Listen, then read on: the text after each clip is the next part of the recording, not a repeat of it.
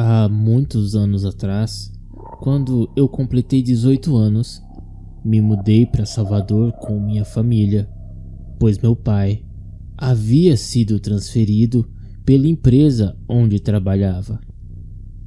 Alguns dias depois, eu vi um cartaz na porta da igreja dizendo que precisavam de um zelador.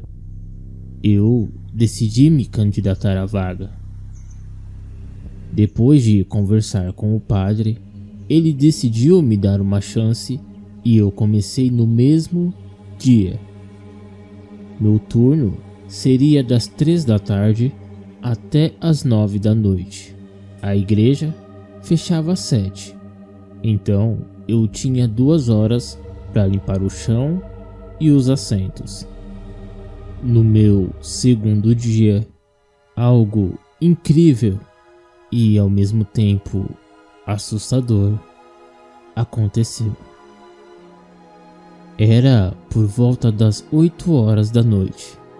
O padre havia saído, pois lhe havia chegado um telefonema de fora da cidade. E como naquela época eram pouquíssimos aqueles que tinham telefone, era normal se sair para atender a uma ligação. Eu estava sozinho na igreja, terminando a limpeza como no dia anterior. Fui até os fundos buscar alguns produtos de limpeza. E quando voltei, para minha surpresa, havia uma mulher vestida de luto ajoelhada em um dos assentos. Ela parecia estar chorando de forma triste, como se tivesse perdido alguém muito próximo. A princípio, eu pensei que tinha deixado a porta aberta. Então fui me aproximando para falar com ela. Desculpe, senhora, mas a igreja já está fechada. A senhora pode voltar amanhã às 7 da manhã, que já vai estar aberta. Entretanto, a mulher continuou chorando com a cabeça baixa. Vendo o estado da mulher, eu a deixei ficar ali. E quando eu fosse embora, pediria que ela saísse comigo. Continuei limpando e acabei me esquecendo da mulher. Mas quando voltei o meu olhar em sua direção, ela não estava mais lá. Eu fui até a frente e depois até os fundos checar as portas. Estavam todas trancadas. Não havia como ela ter saído. Aliás, nem como ter entrado. Onde está meu filho? Escutei uma voz que vinha do altar. Eu olhei e o que vi foi um vulto andando e desaparecendo dentro da parede. Meu coração disparou e eu saí correndo. Abri a porta e acabei topando com o padre. Ele estava muito abatido. Perguntei o que era e ele me falou que sua mãe tinha falecido há algumas horas atrás. Ele tinha ido se preparar para viajar à cidade onde ela morava. Ele entrou na igreja e eu, receoso, fui atrás para ajudá-lo. A mulher estava outra vez ajoelhada no banco. Estranhamente, o padre passou direto por ela, como se não tivesse ninguém ali. Mas assim que passei, a mulher virou seu rosto e retirou o seu véu preto. O terror tomou conta de mim. A mulher estava pálida e os seus olhos transbordando de lágrimas. Eu decidi não dizer nada ao padre, com medo que ele pensasse que eu estava fazendo alguma brincadeira de mau gosto. Eu fiquei apavorado. Queria sair da igreja, mas não queria deixar o padre sozinho naquele momento tão difícil. Ele começou a fazer a mala e apanhou uma foto na cômoda. Ele sentou sobre a cama e me mostrou. Esta era a minha mãe. Eu tirei a foto quando me transferiram para a cidade. Ela sempre pedia para que eu fosse visitá-la, mas como eu sempre estava ocupado aqui, nunca consegui ir. Agora ela faleceu e eu nunca mais vou vê-la.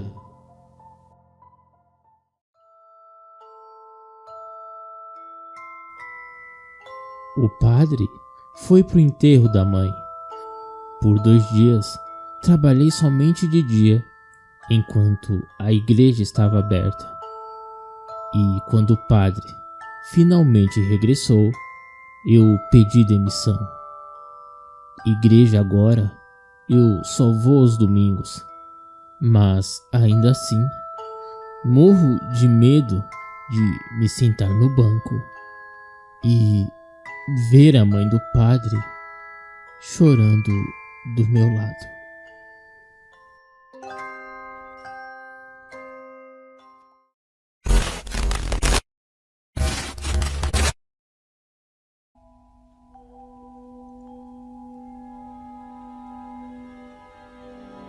Ela se parecia apenas uma caixa comum.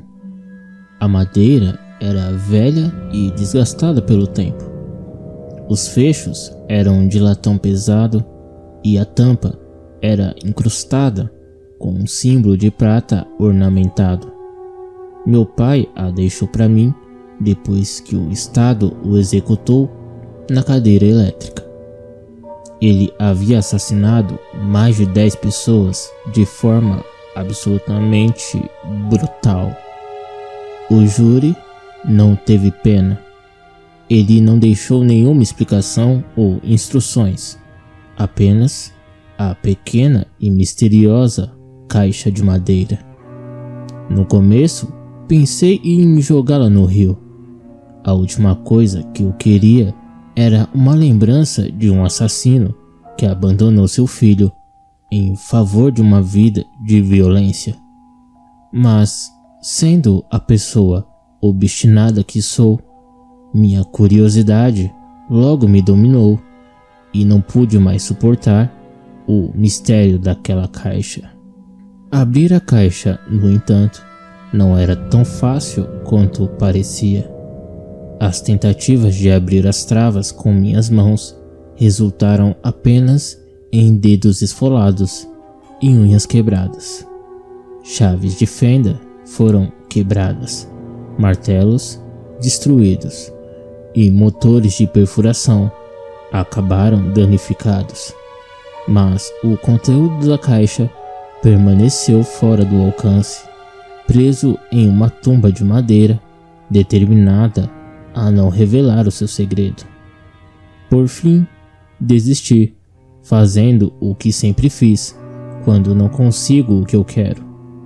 Disse a mim mesmo que o que quer que seja que estivesse dentro não valia o esforço, e fiz o possível para esquecer.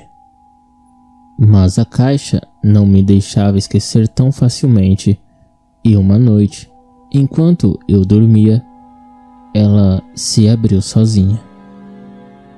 Acordei com uma forte luz prateada assustadora que encheu meu quarto, e com uma sensação profunda de frio que gelou todo o ambiente e me deixou paralisado. Quando consegui me sentar na cama, fui dominado por uma sensação de estranheza, como se tivesse sido transportado para um lugar que se parecia muito com o meu quarto, mas que não era, como se fosse a casa de algum ser terrível. A luz prateada emanava debaixo da porta do meu guarda-roupa, lançando sombras estranhas que pareciam rastejar e se mover no canto do meu olho. Eu podia sentir que ela estava me fazendo levantar e lentamente, silenciosamente, me puxando, me fazendo caminhar até ela.